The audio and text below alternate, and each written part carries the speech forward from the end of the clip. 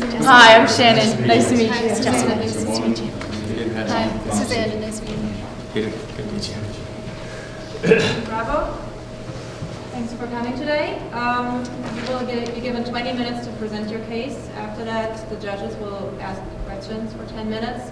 I will hold up signs showing when 5 and 2 minutes are left. When your time is up for presenting, I will rudely interrupt you. Then the judges, as I said, will be given 10 minutes of time. Do you have any questions before you start? Okay, then I will hand this over. Please start your presentation.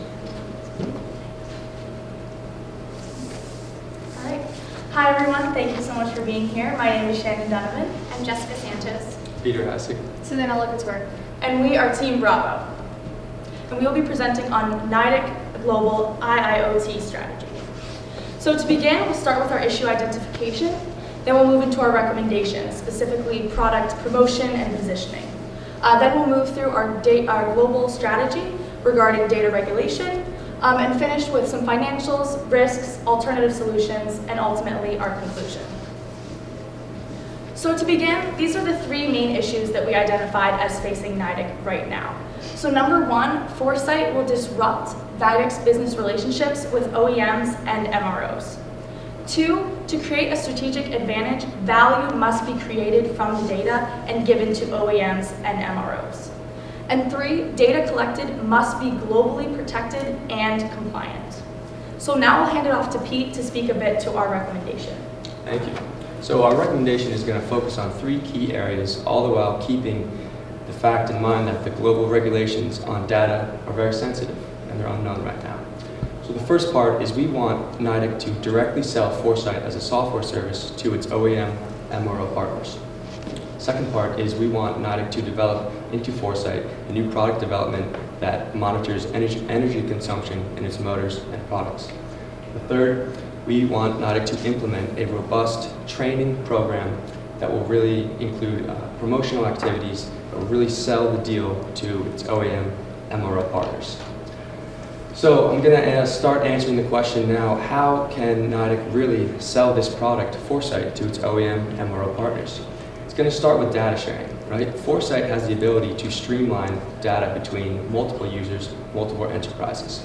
So that being said, if you think about predicting when motors will deteriorate, when the end user's motor is about to deteriorate, Foresight can pick that up, transfer that information to the OEM MRO partners, and transfer that in real time to Nidec as well. The key thing is here, we want this to signal an automated bulk order to happen so that Nidec can resupply its OEM and MRO partners in real time as needed. This will create an optimized, automated, just-in-time inventory management system. So what are the benefits to this system? It's all about efficiency and cost savings. Just-in-time lean inventory management just got leaner. Now, so these motor sensors can predict, say in a month's time in advance, exactly when the motor is about to deteriorate. The exact number of specific motors to be replaced will be ordered in real time. This takes the human activity out of the equation. It's going to save time, it's going to be more efficient. In terms of human error, that's going to be erased as well, that's going to save money. Another big cost saver for the MROs and OEMs specifically involves changing their service-based business model right now. This model is time insensitive, it's costly in terms of labor, and it's very redundant. These technicians are often checking on machines that aren't broken.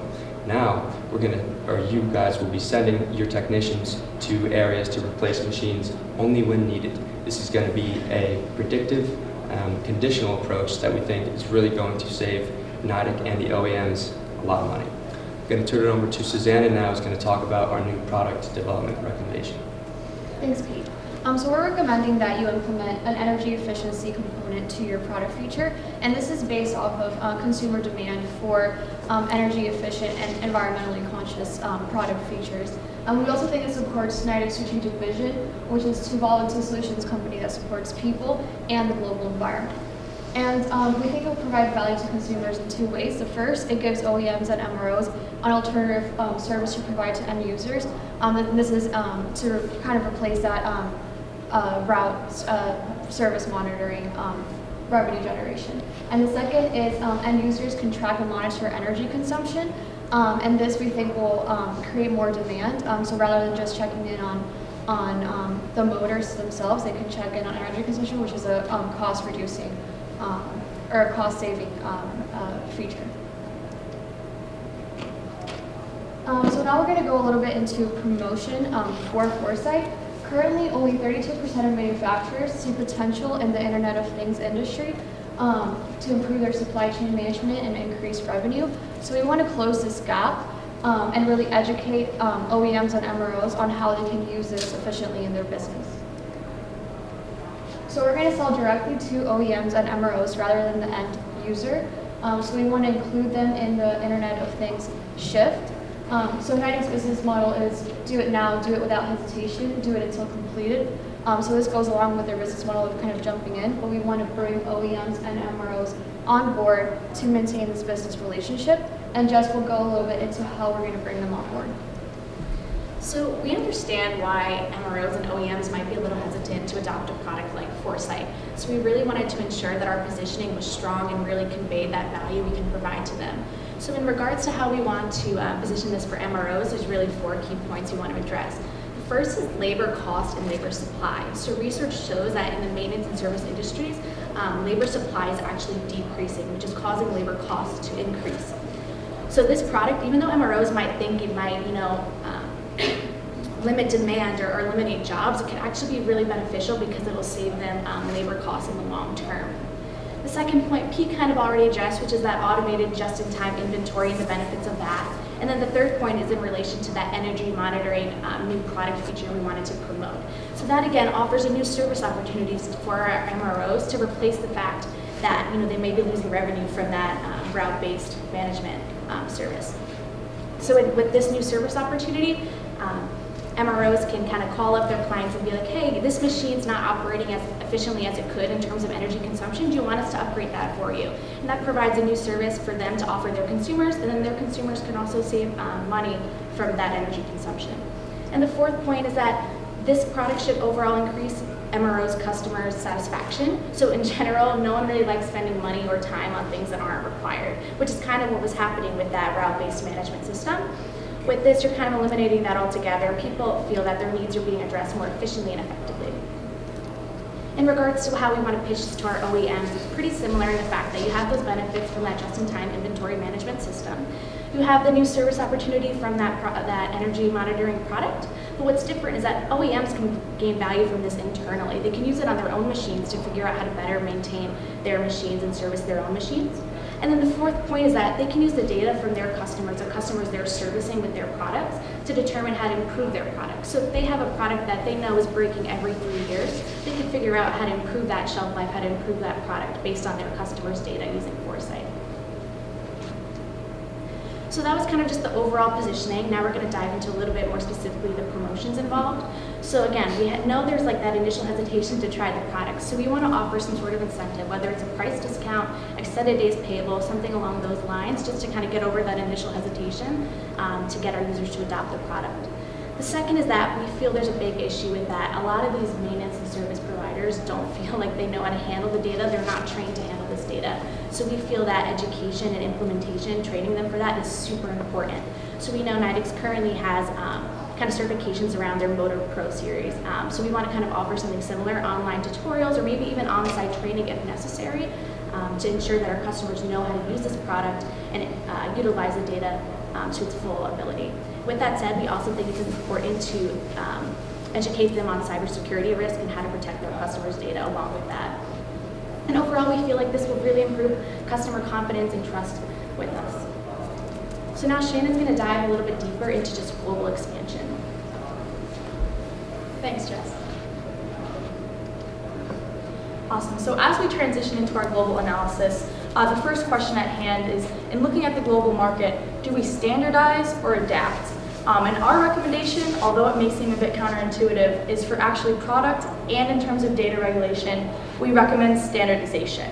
For product, it's a bit more straightforward. We do view Foresight as a universal technology that can function in any manufacturing market. And we know that Nidec has many multinational companies that would really benefit from standardization across all of their manufacturing plants.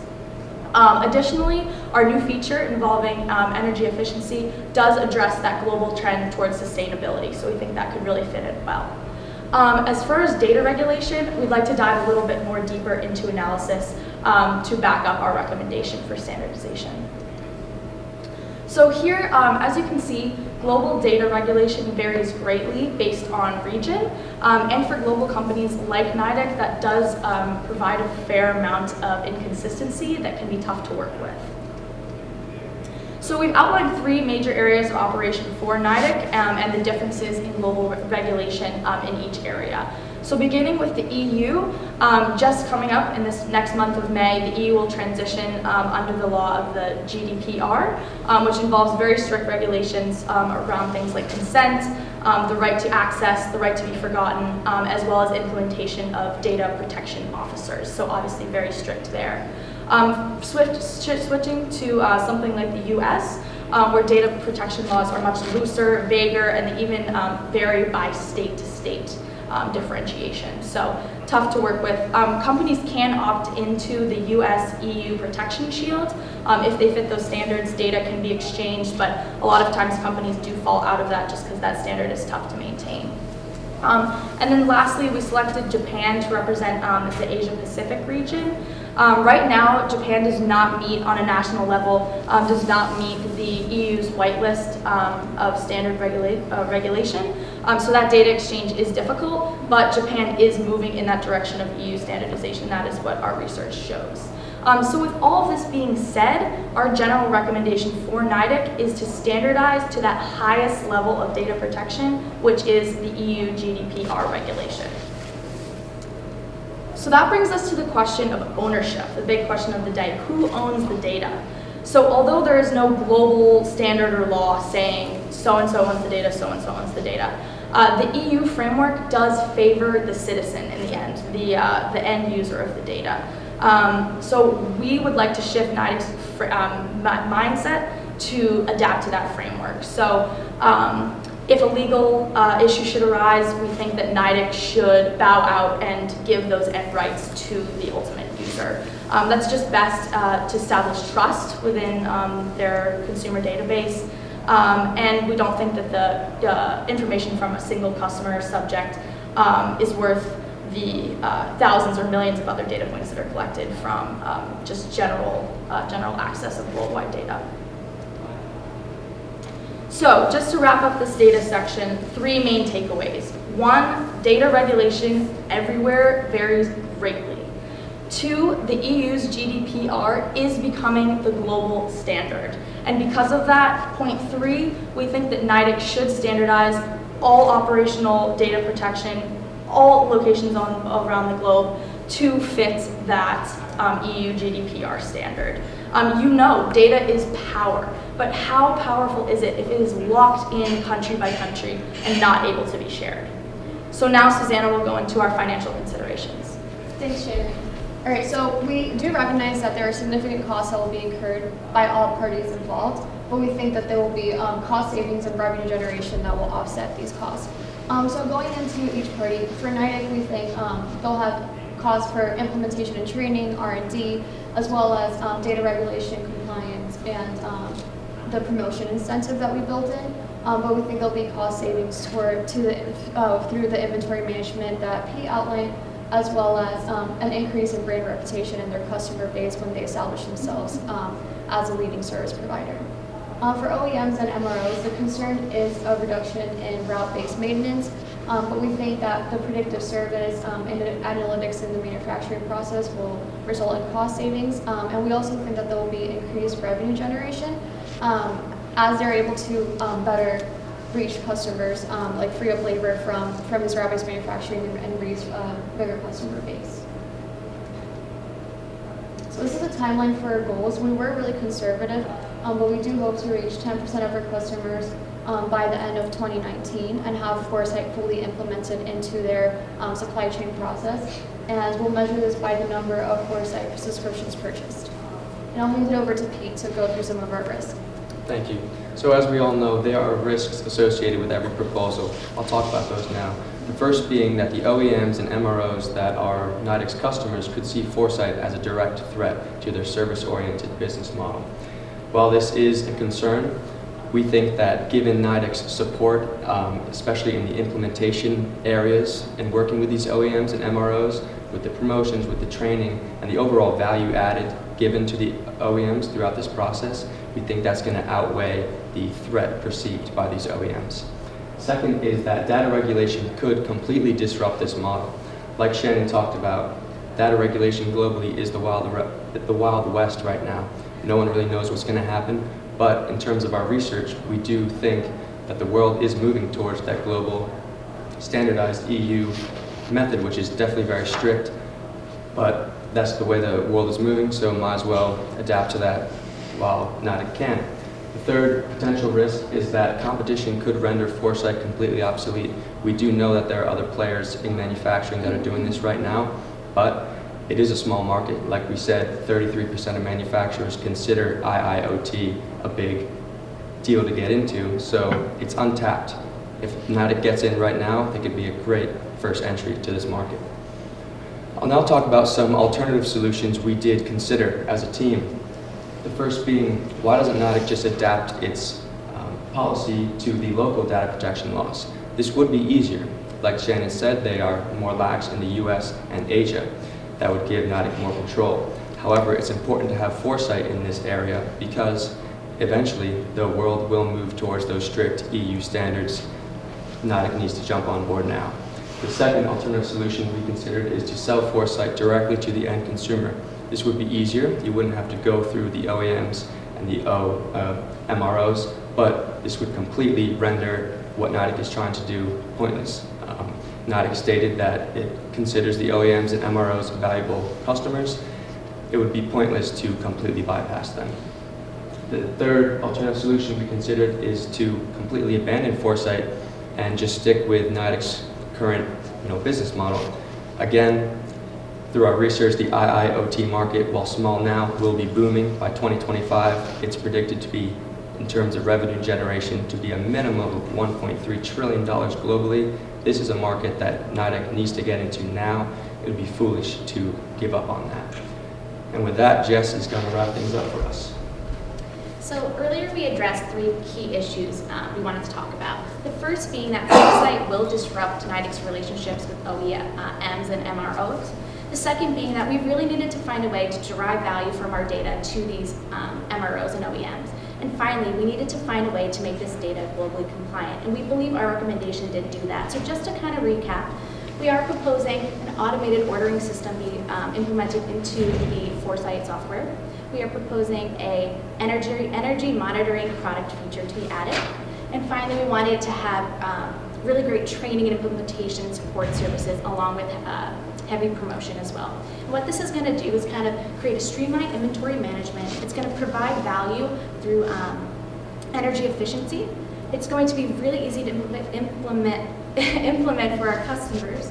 And finally, it's going to standardize our data protection. So with that, we'd like to thank you for your time and open up the floor to any questions.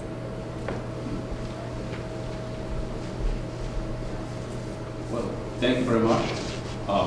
Very informative. You spent a lot of time on the second question in regards to data privacy protection and security. That's very well researched. Congrats to that. Let me come back to the initial case on the first question. So more or less you focus on the keyword smart manufacturing, is that correct? Inventory management. Can you explain me where this is coming from? Why smart manufacturing? How does it apply to the service industry? Where is that connection there? Well, it's again, a broad question, but I'm testing you a little bit about the case itself. Yeah, so through our research and through the case itself, we did find that the IIoT industry, this smart manufacturing, is going to be the next big thing. Manufacturing needs to cut out a lot of costs, especially in terms of labor, and especially in terms of supply chain. As the world becomes more globalized, things need to be more connected, machines need to be smarter. We think foresight has incredible capabilities in terms of data sharing, and especially if you implement the automatic ordering, it'll take the human error, human effort mostly out of it, and really make things much more efficient and less costly. Another thing we wanted to focus on was that we get so much data from the Foresight product, but data is really useless unless you could find a way to capture value from it. So we really wanted to find a unique way to capture that value. And what's unique about Nidec is that they can actually provide the machines and monitoring in real time, whereas maybe a competitor, they can tell you, when a machine, predictive modeling, when a machine's going to break, but they can't really integrate that into your like inventory management system. So that's kind of a differentiator we saw for the Nidec company in this space. Thank you. I really like the thought process and the flow of slides, which also I think you prepared very well. Another compliment. Now also you use the word value quite a few times. So a simple question. Now finally, who owns the data according to you? Yeah, so according to us, there's this according to us, the end user ultimately owns the data, and we know that that can be risky, but that would be the way that it would be positioned in the EU. And as we mentioned, the global trend is moving towards that, so we could easily see in the next 10 years the entire world or major developing countries also adapting to that same standard, even the United States. So we just feel that it's better at this point in time to transition that ownership to the end user. Although we did identify that this type of data is not particularly sensitive. It's not financial records or medical records. It's really just machine usage. So we don't foresee a huge issue in terms of discrepancies or fighting over the end owner taking back access or submitting their right to be forgotten or things like that. In terms of access to data, though, we just want to distinguish that the whole value chain will have access to the data, because that's really the only way that JIT inventory automation system would work, is if Nidec knows when machines are breaking and the OEMs and MROs from the customer. Yeah, and also maybe to add to that, and why I asked that question is, see, at the end of the day, you also mentioned, I think one of you, just having data is not enough, right? It's about deriving some meaning out of the data. So that's where actually who owns the data also matters. So that's why I was checking. But right now, so your thought is the end user owns the data. But you also want to maximize the value for Nidec. So do you want to... More like the end user has the final say whether or not their data can be used. But in terms of access to data, the whole value chain will have access to it, because that's really where the value is being generated from, is that we're kind of streamlining that whole value chain. So everyone's kind of deriving value from it in the sense that your MROs and OEMs, they're getting their just-in-time inventory. Nidec can even manufacture kind of just-in-time, they can be producing just the inventory that's needed, and then the consumers have their products ready. They're not waiting, weeks for their materials to be shipped to get their products fixed. So why does an end user care that he owns the data? So I think that's what Shannon was saying. It's not particularly sensitive, so we don't really foresee too many issues.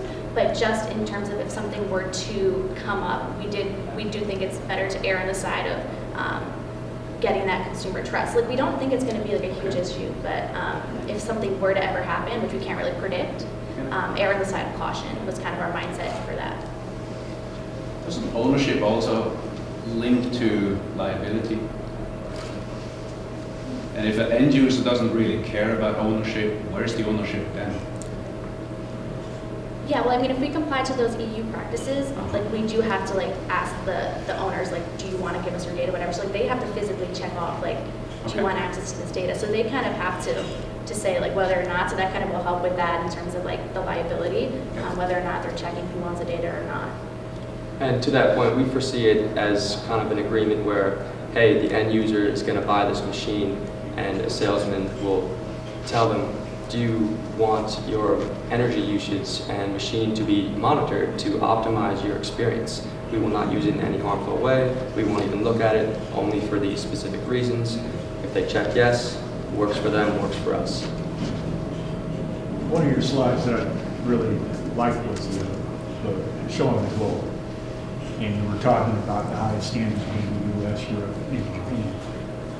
Nidec has the product right now. Why wouldn't they go after the territories where the regulations are not clear? They can roll it out and work through all of the bugs what I'm hearing you say is you're saying they should adhere to the highest standard. Well, what if they're not ready right now, but they have the product ready to go to market? Yeah, I mean, we thought about that too. I think the thing is though, like the value, there's almost like a network effect, right? So the more data you have, the more value you can generate, the better your predictions can be. It's kind of like a network effect, so we kind of wanted to kind of go after them all at once. Furthermore, if you do, let's say like the more lenient data restrictions now, we just think you're gonna have to do it later on in the future. So that's an additional cost. Like why incur that when you could maybe just wait a little bit longer to do EU compliant. Furthermore, like the US is almost there, like Japan's almost there. That's like some really big markets for Nidec. So it doesn't make sense to like not comply right now, just to comply within the next couple months or year or the near future. The product, is the product the device, or is the product also the data? Are you going to be able to, utilize the data as a service to an OEM or to a service provider? Yeah, I think that's the idea in terms of like that just-in-time inventory. I wanted to touch upon that. Yes. The product or the data that you're receiving from the device? It can be thought of as a whole system. So Nidec would go to an OEM partner and say, hey, we have this Foresight software we'd like to sell to you. You can implement it, attach the sensors to our machines that you're going to sell to your end consumer. Here's what it's going to do. It's going to be a smart sensor. It's going to talk to Nidec's going to say it's going to talk to you, OEM. It's going to tell you exactly when your customer's machine is going to break. It's also going to order automatically a replacement from us, or from you, Nidec. So the product is a streamlined, manufacturing experience combined with cost savings that we think can be a hit. So it's like the product itself and the service involved. Right. That's good. I think those are good thoughts because finally, that's how you make money, right? You have to be on the right thought process, right track. And now you can think about monetizing the value. Right? At the end, it's almost like I sell an iPhone versus another phone. Right? But then you got to sell that. You use the word experience. And what is the total value? And how do you monetize it? I think that's one more thing you can add. So I think you're on the right track. Awesome. A more open question. Let's assume the sensor you just mentioned, that green thing in the business case, doesn't care if it's on a Nidec motor. It can be on a competitor motor. It can be on any equipment that shakes. What does this mean to the whole business case? And what's the value for an OEM or service provider in this case? Yeah, so that's actually really why we wanted to offer that just-in-time streamlined inventory. So yeah, you're right, this product can be used anywhere, but not everyone who has this technology or can use this product can have that automatic inventory replacement. So that's really where you can differentiate yourself in this kind of IoT manufacturing space, is that you can streamline that process and just automatically supply them the supplies they need.